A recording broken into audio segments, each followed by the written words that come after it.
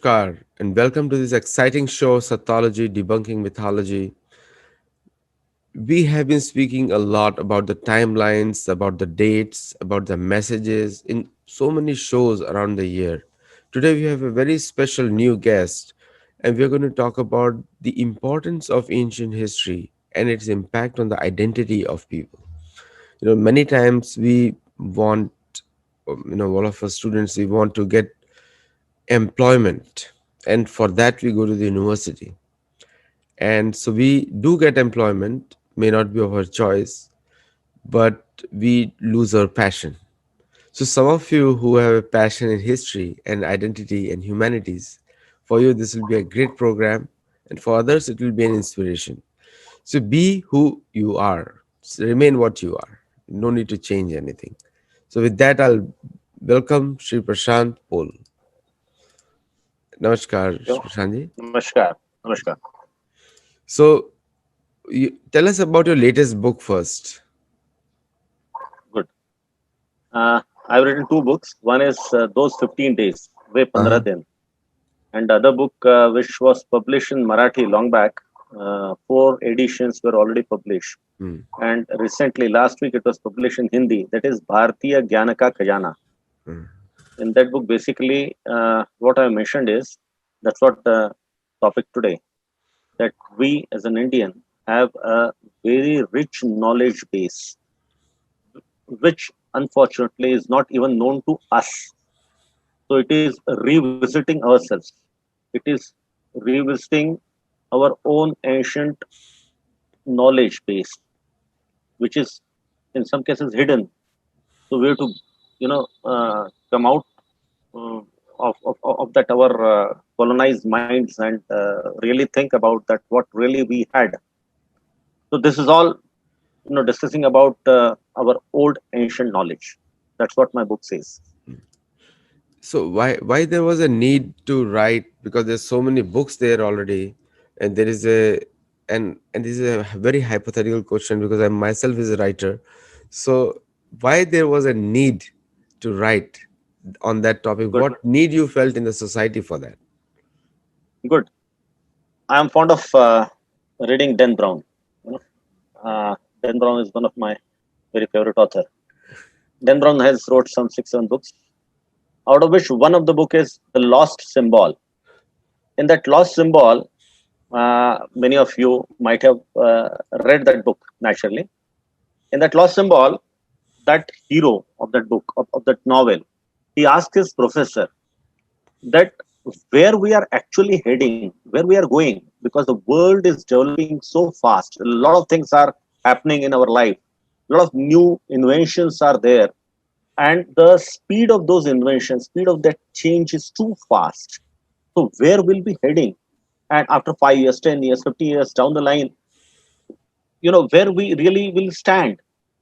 Like 10 years back, 10, 15, 20 years back, we never dreamed that we will be now walking in a street and visually talking with someone else, video calling and all, but that's happening, and that kind of, as I said, the speed is too fast. The professor gives an answer, says that, look, we are not going ahead, we are actually going back.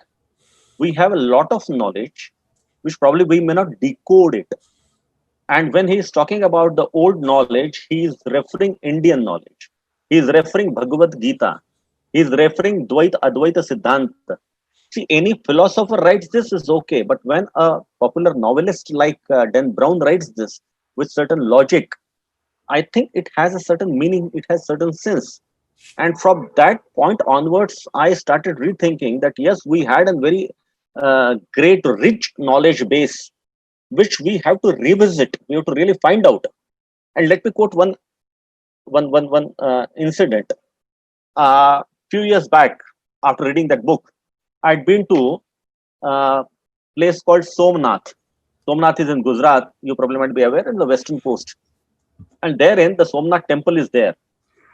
In that, on that Somnath temple, when we do the pradakshina, there is a pillar, stamba. That stamba is called Bana stamba or arrow pillar. There is an arrow on that pillar, and which says, and there is inscription below which says that आसमुद्रांत दक्षिण ध्रुव पर्यंत अबाधित ज्योतिर्मार्ग.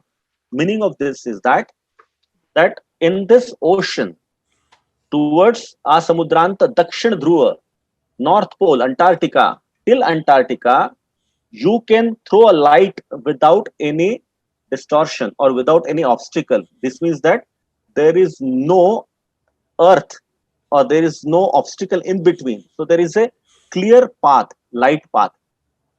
When I read that, and when I understood the meaning of it, initially I couldn't understand. When I understood the meaning of it, there were goosebumps.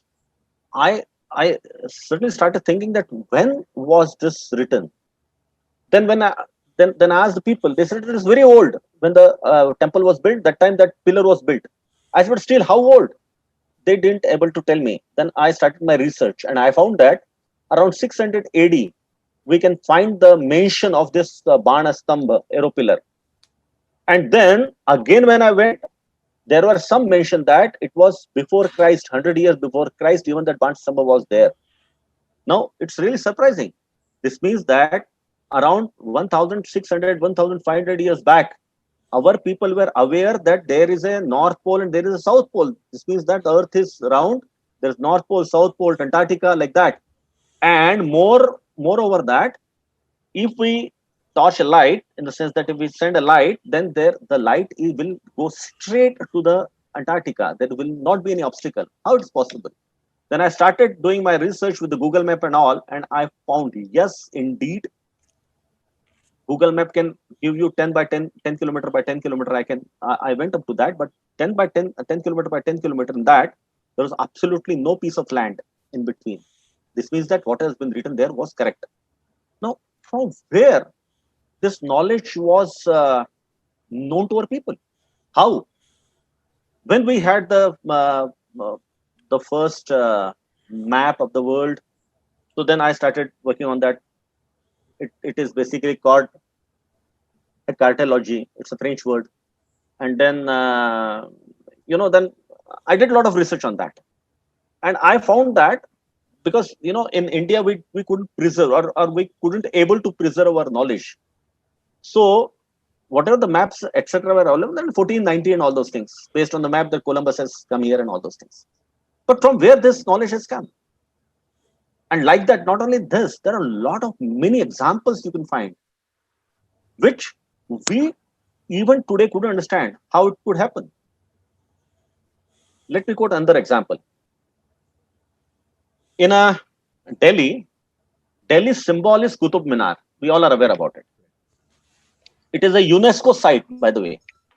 It is around this Qutub Minar is around, I think, 238 feet. 238 feet high. And it is around 900 years old. Qutbuddin Aibak and all that they built and all those things. It's a UNESCO site. But very close to that, there is a pillar, iron pillar, which is almost 1/10 of it. Its height is only 24.11 feet, 24.11 feet only. But the beauty of that iron pillar is it's exposed to the sun and wind and rain and all those kind of things. It's exposed.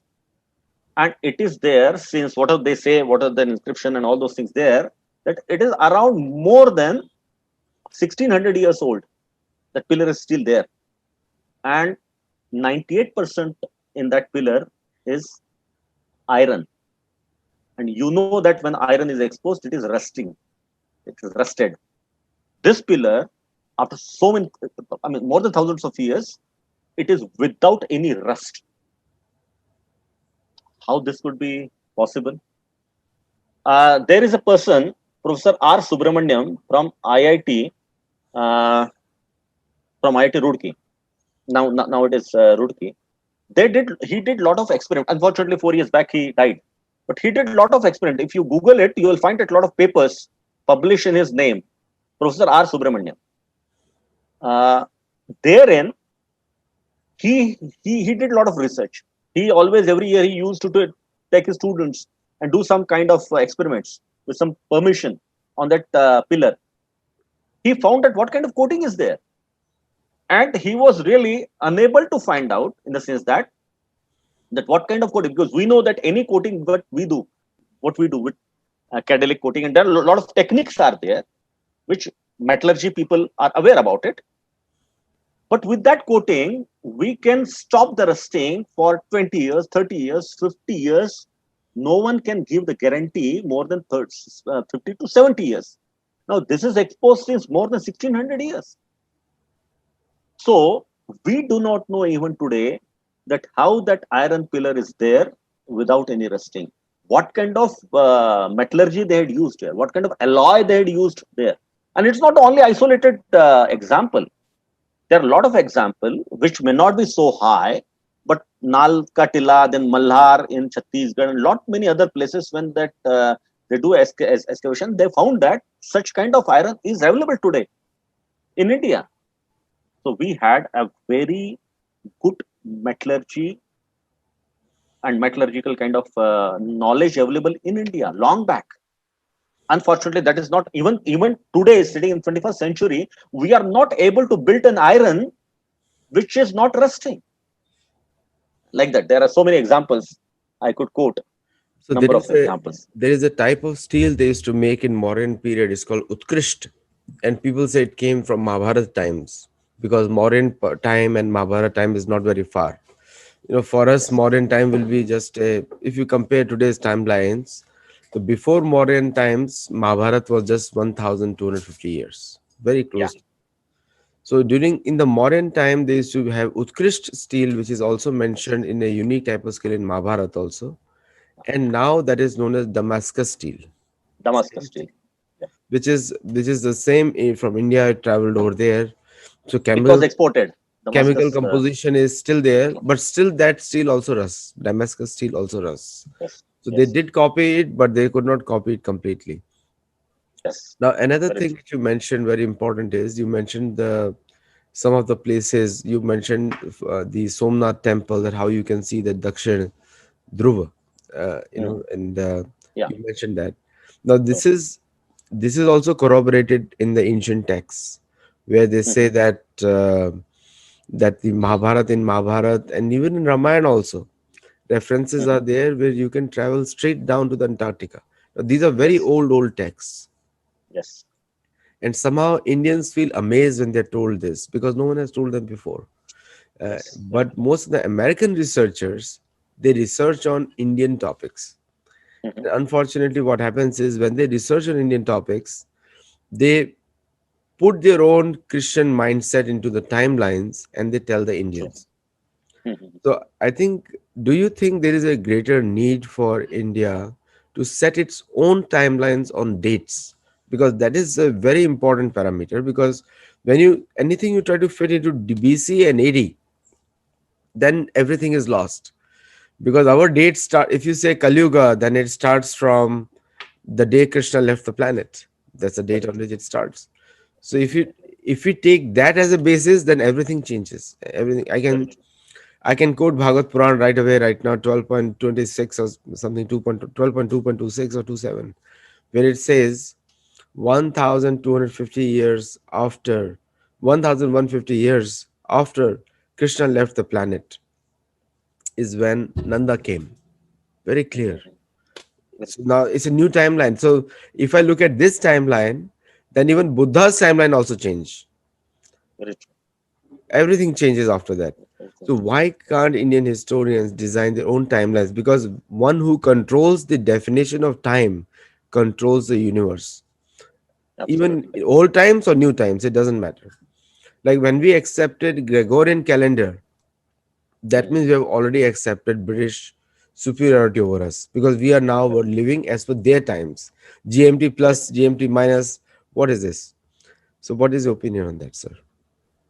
I fully agree with you. I fully agree with you. And uh, when we talk about this, that before Christ or after Christ and all, we somehow lose that sense of oldness in our knowledge, heritage, culture, etc. And therefore, uh, we because as I said that when we look back, a lot of things which are related to even start from the Rig Veda. Now, Rig Veda is the most. the oldest book written in the world, sort of. It's a very old kind of thing. And in Rigveda, we can find out a lot of references to the modern age. Let me quote few things. Then probably things will be, and you probably might be aware about it. For example, when we talk about the astronomy, astronomy is one of the forte of India. When the rest of the world is not aware about the astronomy, we did many things, lot many things, lot of calculations, this and that. In fact, we had Yagya Kunda, and those Yagya Kunda were so scientific that to measure the Yagya Kunda, that for every Yagya, the Kunda used to be a very specific kind of Kunda. And for that, we used to have a very specific dimensions for that. And for having the dimensions, Shalba Sutra were written on that. And whatever the Pythagoras theorem which we teach to our students, that Pythagoras theorem is nothing but the Shalba Sutras. Bodhayan has written all the Shalba Sutra. And Bodhayan is, now again, we say 900 BC. Now 900 BC again, then we have to calculate it 2000 and then 900 and like that. So we go back. But as you rightly said, if we start from Kali Yuga or after the Krishna left that planet, then it is not 2900 years before that. It is how many years after that Kali Yuga started. So then we have a clear-cut understanding picture of how the things were evolved, how things were like for example, let me quote an example. We say that this speed of light is basically kind of found out by or invented by Ole Romer. That's naturally in 1676. Ole Romer has informed that yes, how much is the speed of the light and all. No, but But I'll just interject you. Just yeah, like yeah, Newton yeah, discovered law of gravity, you know, yeah, throughout the world, everybody has seen apple falling from a tree. true, But the true, Western true, world is the best known for giving a name. They call true. it law of gravity. अभी कोई भी साधारण any child will say it's natural for apple to fall from up to down. No, what is big in that? So Gurutva True, true. Akarshan we call it in Sanskrit. Yeah, Please go ahead, yeah, sorry. yeah, Go yeah, ahead. yeah. Sure. That's correct. So what I mean to say is that now Ole Romer in 1676 has said that okay, what is the speed of the light? Now, as I said, that evolve. My point here is that how the knowledge is evolved. In Rigveda Samhita, first Mandalam, Sukta 50, Mantra 4, which is written 6,000 years BC or around 8,000 years, almost 8,000 years back. That Rigveda says, uh, Taranir Vishwa Darshato Jyotishkruta Dasi Surya Vishwama Bhasi Rochanam. Meaning is, O sun, you overwhelm all in speed, visible to all, the source of light. You shine pervading the universe. Rigveda has written. Now, Sayanacharya, after so many years, he was during that Vijayanagar Samrajya. So Sayanacharya, around 800 years, 700 years back, he has written, Tathacha Smaryanta Yojana Sahastram Dve Shate Dvecha Yojane Ekena Nimishardhena Kramamana Namostute. Meaning is one yojana. In those days, the measurement of distance is yojana. So one yojana is 9.0625 miles. Dve shate dve, 2,202 yojana.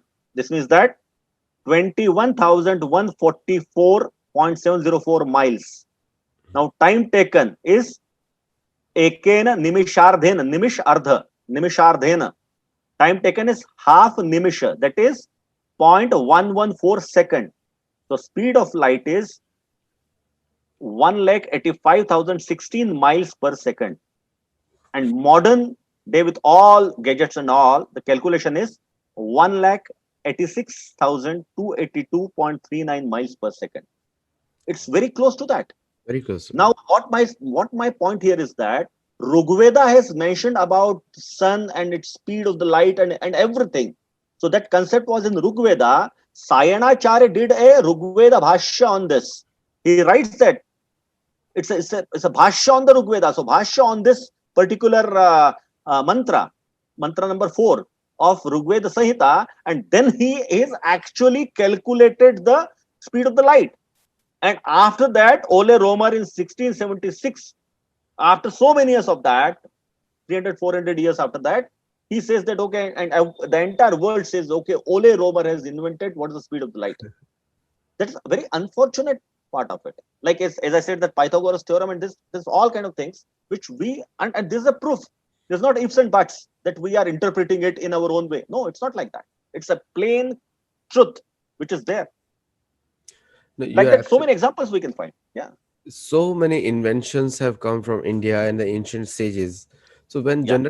whenever generally says Muni and Rishi, Hmm. so Bollywood has done such a damage to Indian culture when they make a fun of Rishi and Muni. But Rishis and Munis are the great thinkers, scientists. These are the people who do research deeply into tattva. Tattva means essence, into Very true. everything, and they Very have true. documented it. And the beginner of science was Kapila Muni, who was Kapila. himself an incarnation of Vishnu when he invented Sankhya philosophy. Yes. The Sankhya means is very well also. It's just the philosophy of counting. Yeah. In Yes. our basic meditation, we have counting, 108 mantra, and the Mhm. calculation of 108 how it ties to the distance between different planets. True, true, So true, true, true. everything is mathematical. Like sometimes I live in American society. They say you Indians put brains in everything. So my question to them is, tell me, if we put brains in everything, just 200 years back you were living in a forest like a caveman. Yeah. You thought women don't have souls, animals don't have soul, the slaughterhouses are working because animals don't have soul. Yeah. If you think we think in everything, how can we be backwards? Why were you searching for Indians all over the world? Very true. Why? America was discovered because somebody wanted to search for India, Yeah. Very true. not That's for why America. they call it native Indians only because of Yeah, that. yeah, here. And the irony is that the European settlers came here in 1492 and they gave them the citizenship in 1924. That you are an American citizen. That's the biggest irony you have. You know, so they conquered this land and gave them citizenship. So the same thing is going. They want to do with India Very true. because Hinduism or Hindu culture is the oldest surviving culture, and it's a very big reality and a warning to all of us because we get enamored by the Western education. Western. This is nothing but colonialism, Colonialism. destroying your identity. Because Never mind. if I wipe out your history, if you go to Brazil, you and I can tell that yes, Bhagwan Ram also came to Brazil because we believe that Sugriva's travel is mentioned there that they came to Chile. But uh, they in their textbooks they are taught that your ancestors were the Portuguese king and queen.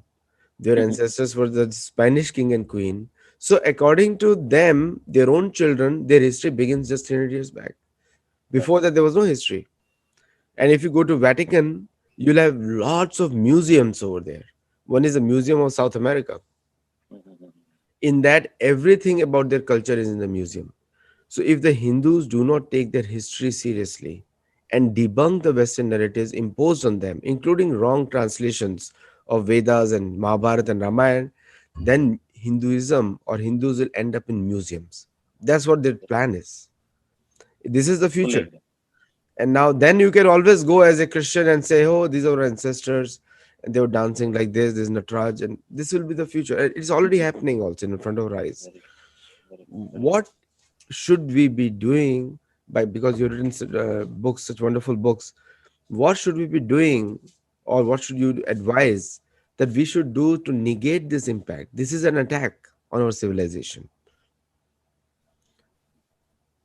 I think we have to present ourselves that how great our culture was, how great our ancient ancestors were, and all.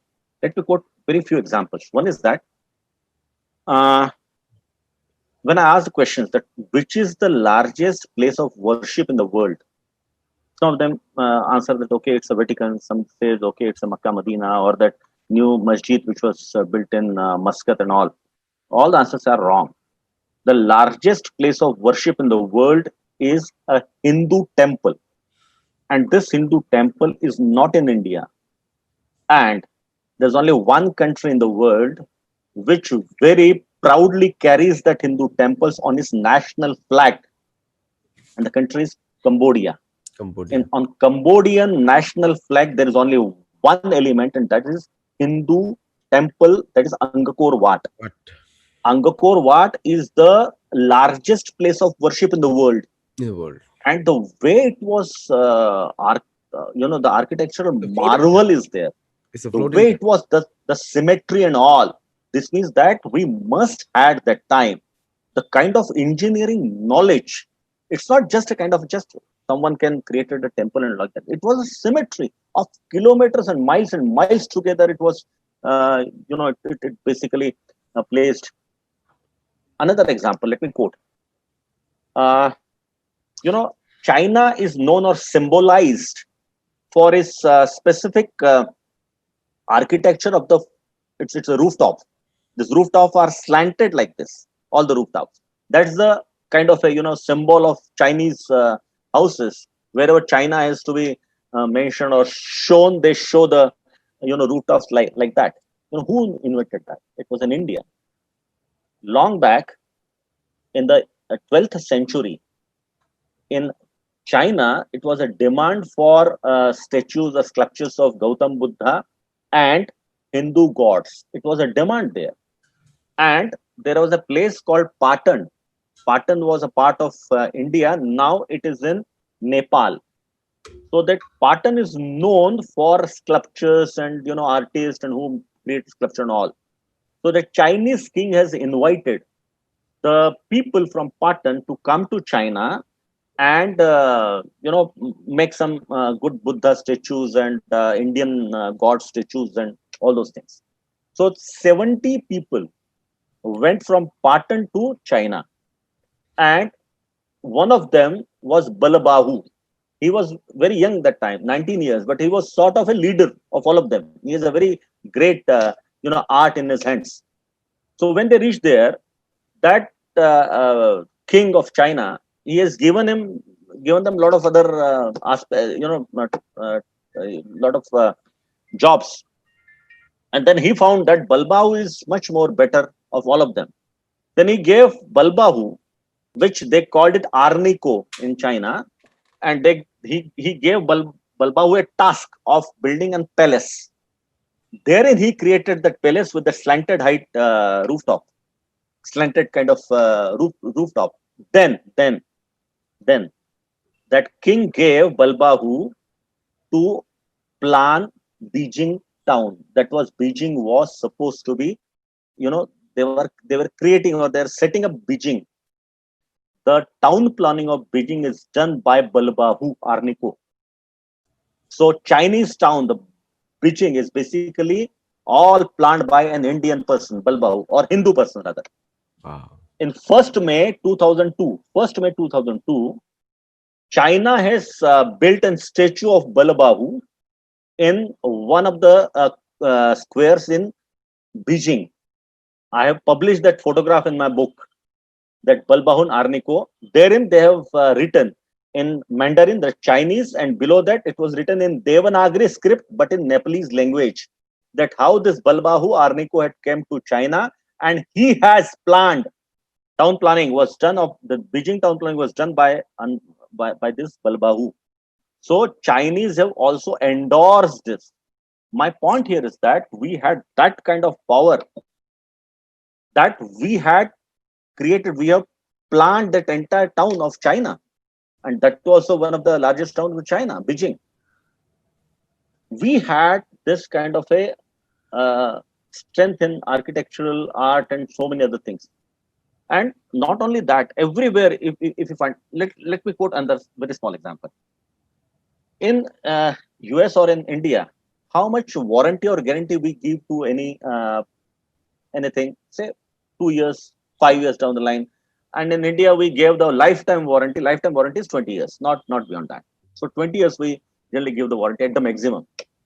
What about 5,000, 7,000 years warranty? Let me give an example. In 1857, when the first war of independence in India was basically going on, that time the Britishers were trying to let down a railway track from Lahore to Multan, and from Lahore section, the the supervisor of that project were two British engineers, and both were the brothers. They were Brunton brothers. One of the name is John, other is William. John Brunton and William Brunton. They were really worried that how they can find a kind of a loose rock. In Hindi, we call it gitti, below the track. That railway track. Someone told them that there is a place wherein you will find a lot of bricks and all. Just get the bricks and put below the track. They didn't know what they were doing. They went near place which is called a Brahmanabad. In Brahmanabad, they found that a lot of these bricks and all were kept there, loosely kept like that. They took the bricks and they put below the track, and 91 years those bricks were supporting the railway track from Lahore to Multan. They didn't know that they were taking the bricks from Harappa. Now, in Harappa is generally considered as 5 years, 5,000 or 7,000 years back, whatever the carbon dating and all those things. This means that exposing to all the natural calamities and problems, those bricks were there for 5,000 or 7,000 years, and after that 91 years they could take that load of the railway track and all. But my point is even further to that. It was generally told that Indians were not very organized and we didn't have the SOPs and standardization and all those things. Is absolutely wrong. Before the Muslim invaders come to India, I must say we had a very systematic approach to everything. All the temples which we have built, like Angkor Wat and so many temples in India, one cannot build without any system and all. There was a system, there was a design, there was methodology, there was each and every aspect which was required to get a very special or very precise kind of structure. So my point here is that all the bricks which they were found there, all were standard. There are 15 types of bricks, 14 or 15 types of bricks were found, but the dimension, that ratio of the dimensions is absolutely same for all of them. All of them. Dimension is that ratio is same. After so many years, Kapil Vatsyayan has written a book. So many years after that, in the 600 AD, and his book is Mayamut. That book name is Mayamatam Kala Mula Shastra. Mayamatam Kala Mula Shastra. Therein he has given in a Sanskrit he has given exactly how the dimensions and ratio of the bricks has to be there. Exactly, it was same like this Harappa bricks were used. So he is talking about 600 BC when we are talking about 7,000 years, before the Christ, like that. Problem here, point here is that we were very systematic in construction. We were very precision-oriented people. Let me quote another example. The zinc, which now in the Corona period, everyone is taking zinc tablets and zinc, which is nowadays a lot of famous this thing. The zinc was not known to the Western world till 18th or 17th century. But we in India are using zinc for more than 900 years. And there is a mine near Udaipur, which is called Zaura. Still, the zinc is mined from there. But there's a beauty in the zinc. Beauty in the zinc is that when we extract the zinc from whatever that raw material we get, it has to be, a very high temperature is need to be given to that. And that high temperature is around 950 degrees centigrade and all. But more than that, after giving that temperature, only 4 degrees need to be cooled down, and then the distillation and the liquefaction, then distillation, liquefaction took place, and from there they extract the solidify zinc. Now, for so many years back, 9,000 years before Christ. This means that 2,900, even it might be before that, but what the proof we get is 2,900 from right now. 2,900 years, from now, what kind of precision they must be using to just get 4 degrees only less. So the furnaces they were using, in the furnaces they were using the cow dung cakes, kande hum bolte hain, ya gorya Marathi, like that. Now cow dung cakes were, my point here is that the precision and the standardization. So they were those, I mean, the kind of that they were so standardized, all the furnaces, that they used to have like Angar Koshti, Patal Koshti, Gor Koshti, Mush Koshti, kind of the name of the furnaces are there. And suppose you are putting 650 those count cakes in that Gor Koshti, then certain temperature is there. Only take out one, and then temperature will be less than, something like that. Those were the calculation. That kind of precision we had. That's very important. So we were the precision loving people. All our construction, whatever we had got, all our calculations, all our literature, what we have got, it all were precisions. Let me quote another example in terms of arts. Near in Chhattisgarh, we have a state called Chhattisgarh. You are aware about it. That capital is Raipur. So around 280 kilometers from Raipur, in the road of Bilaspur, Ambikapur Road, there is a place called Ramgarh Hills. In that Ramgarh Hills, there is a cave called Sita Bengara Gufa. The beauty, the point of the Sita Bengara Gufa is, it is the oldest theater in the Gufa. This means that under the cave, there is a theater. Properly stage was, carved inside, and there are the, like amphitheater, there are the sitting places and like that. And because the voice could be suppressed and all, to give the place for the voice, they kept some kind of a windows, exactly square windows into there, and there are some encryption and something was written also there. Now, the German scientist T. Bloch, when he did the carbon dating of those things, whatever was found there, he said that these caves and whatever was written there are 500 years, 600 years BC. They are old, 600 years BC, 2600 years from now onwards. I mean, behind, 2600 years behind. So those were the caves. When I was giving in my lecture this kind of information in place Raipur, and Raipur, there was very good auditorium wherein the sound quality, etc., was excellent, very good. When I mentioned that Sita Bengara Gufa is the oldest theater in the world. So after my lecture, one person came to me. He was the great dramatic, theater artist and all. He was a director of so many plays and all. He said that we'd been there. We did also play a small drama, natak there in that caves. But he told me another thing. He said that whatever you have mentioned about those windows, just to have proper acoustics, this thing, they anyway do it. But more than that, we use that mashal, that mashal, those light torches, manual torches. So we put those mashal, and we used to put those mashals in the windows, and then you have a effect like a spotlight. People in theater can understand the importance of a spotlight. So it's like a spotlight. When we remove it, spotlight is gone, like that. So can imagine 2600 years from now, we had a very defined way of art, drama. And what the Bharat Muni has written, the Natya Shastra, which is very well written, that was again 2500 years old.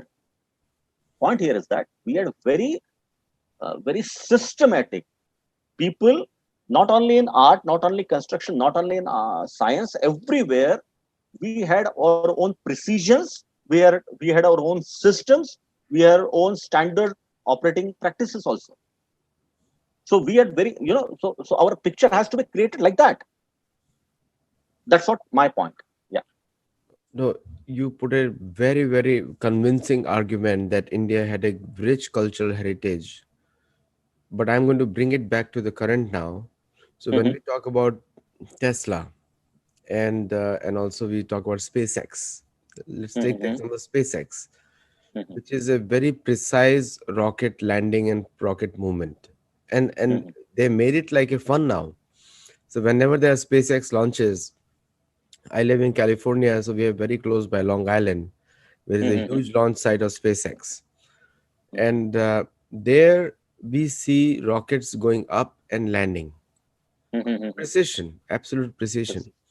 So when people see such kind of precision in ancient science in India, what is now? What has happened now, according to you, that such innovativeness, and creativity is lost? Is it because we are trying to copy somebody else? Is it because we are now, all the knowledge was stolen and nothing is available? But today's information age now, knowledge is coming back, and also Indians are also recognizing that British and other invaders, Islamic invaders, were not after all great people. They were just doing it for their selfish interest. So, what now stops India from developing that? Good. I think very good point you have raised. Uh, we all are aware that the first university was in India, that is Correct. Takshashila. Yes. Around 400 years, 700 years BC, it was started, and up to 400 AD, it was there. And then Nalanda took over, and around Correct. 1192 till Bakhtiyar Khilji, has, like that. All those things you are aware about it. Those days, not a single person used to go outside education from India because there was no education as such. The education, the system, the education system, everything was taught by India to the world. Yes. So entire world, the students from the entire world used to come to Takshashila, Nalanda, etc., etc. My point here is that those days, in 832, in the year 832 or 835, like that, there was a great king from Baghdad. He was Harun al Rashid. So Harun al Rashid, he wanted some good people to have the proper administration, construction, this and that, for lot many things. So he has asked his people to go to India and get around 100, good people from the universities. That was the first campus interview in the world. This is noted by the Farsi and Arabic historians. It has been documented, properly documented. So it is there, and then after that we don't know that who has gone there and all, but it was there that their people came and they have selected few people to take them to Baghdad for proper construction and all those things. Point here is that so we had that kind of knowledge. Professor Angus Medicine, great economist who has written so many books like The Millennium Perspective of the Economy and World History of Economics and all. He has mentioned with all proof and whose all the matter is basically accepted worldwide. Professor Angus Medicine says that till year 1000, that is 1000 years back, till then, our market share in the world was 32%. Yes, he's properly uh, proved that 32% market share was there, and 32% market share in the entire world was only from India. If we had that, we naturally were the great people. We naturally were going to the entire world. So we had the precision, we had the people, we had everything, and we have the knowledge. And because of our knowledge, entire Southeast Asia was under the Indian culture and under an Indian influence. We didn't make them as our colony. That's very different perspective. We didn't make them our colony. We didn't push our other things there, but they all were influenced by the Hindu culture. Point here is that what happened after 12th century, the Islamic invaders started coming to India, and they first of all they destroyed the Indian knowledge stream or Indian knowledge institutions, which were basically the universities. Bakhtiyar Khilji has destroyed this Nalanda, but that was only a big institute. That's why everyone is talking about Nalanda. But it's not only Nalanda. He destroyed this Vikramshila, Udainpur, Sulodgi. Then other people also destroyed the Sompur, Odisha, Ratnagiri from Odisha, and all those things. Those days, the Pal dynasty in Bengal, earlier to that, the Chol and Pallava and all, they have created so many huge institutions for the knowledge. They were the universities. Unfortunately, that was destroyed. And not only destroyed, the knowledge parampara, the tradition of gaining the knowledge and creating something new. Like I gave the example of Sayanacharya, who gave the Bhashya on Rigveda. Similarly, Dhaneshwari, Gyanadev has written a lot of things on the Bhagavad Gita and all. It was a Bhashya. And like that, the knowledge was getting evolved after years together. That entire tradition was stopped because there were no institutions. There were no institutions, large institutions in India after Islamic invaders came to India and they have settled down in India. There were only small gurukuls were there, and small gurukul had their own limitations and they were using, teaching and all those things. My point here is that so whatever the precision we used to have, whatever the system we used to have, those all were destroyed by these invaders because the invaders came from the place which was not very well developed or not very well thought provoking and like that. So therefore they were not organized, and therefore whatever our way of thinking, that was disturbed. There were people who tried something. There some like Samrang and Sutradhar was by some Raja Bhoj, and so many people have tried something. They wrote some books and all, but you can count on fingers. Not much. Institutions have really gone, and therefore the way of working, the standardization, the precision, that all have almost gone. And after Britishers have come, Britishers also destroyed all the practices. Again, let me quote a very small example. You are in US. I also traveled around 35 countries. Every country except India, you will find that the day starts in the early morning. And that was early Indian tradition. In India, we start early morning, and by 4 o'clock, by 5 o'clock, local time, generally we finish off all these things in the evening, we chit chat and all, and we go to bed early. That is the old Indian tradition.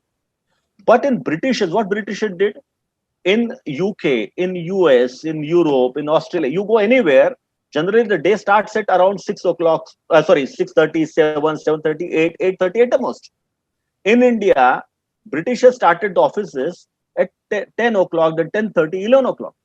Now, why? Because they have destroyed the tradition. They wanted us to become sort of idle and not doing very with efficiency and all those things, because in the early morning we have a lot of energy, enthusiasm, that is gone. In the early morning we didn't do our office work, school work and all those things. Generally the day starts at 10:30, 11 o'clock. Like that, there are so many traditions and all, those were lost. Books were burned by the invaders, and we had the Vachik Parampara. This means that whatever I know, Sanskrit Shloka and all, through me, I will transfer to my next generation by Vachik Parampara, by just learning by heart and then giving to my next generation. During that Aurangzeb, during that Shah Jahan, Aurangzeb, and then Akbar, all that tenor, including Tipu Sultan, lot many people were killed who were like Brahmins were killed, who were basically made for such kind of Vachik Parampara, that tradition, by which traditionally with vocal kind of this thing, they used to transform from one person to another person. That is also gone. And that's why whatever the great traditions we used to have, whatever the great ethos, principles, structures, what we used to have, we have forgotten all those things. And Britishers have made us more colonized mind. And because that colonized mind, we started thinking in their own way. And that's basically, I think, the reason why today we are not considered as a very precision loving people, and we are not very systematic. It was and that's how our image was portrayed in the world. But 1,000 years back, we are not like that. We are much better. Great discussion. I could continue on, but our show times are Yes. limited right now. So, but very important things, and we'll continue this discussion in subsequent time, that how to revive the ancient system of learning of India, and why Indians should stop taking certification from Western universities for validation. Rather, India should give them certificates to Harvard and Stanford.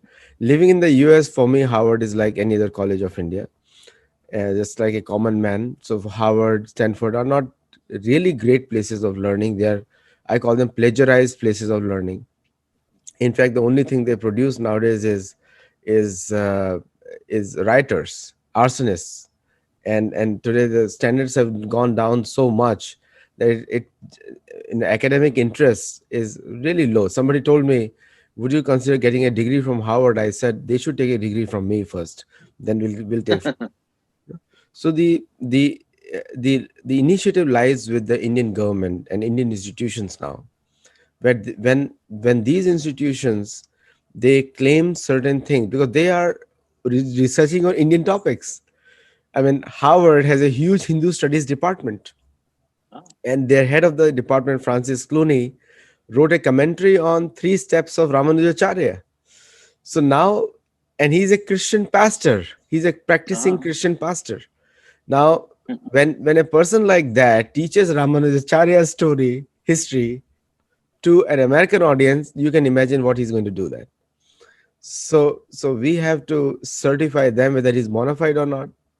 We have to pick up Indian universities like BHU or major universities have to pick up and start giving certification to American universities whether they're bona fide or not. I think then the tables will reverse, just like we did with Sathology. We invented the term Sathology, a true antonym of mythology, and we yeah, say yeah, Ramayana, Mahabharata, Veda, Shastra are Sathology, not mythology. not Now, mythology. immediately the conversation has tables have turned now. Now we are telling whether you are Sathology or not. So I think that certification we need to start. And Correct, thank you correct, for correct, coming correct, on correct, this show. correct. Thanks a lot for coming on this show. And viewers, who we watch this show, the recording you some of you watched live, but the recording will be available on YouTube in a week time. So please do watch there and comment over there. Thank you so much, Prashant Thank, Pule. thank you very much. Thanks a lot.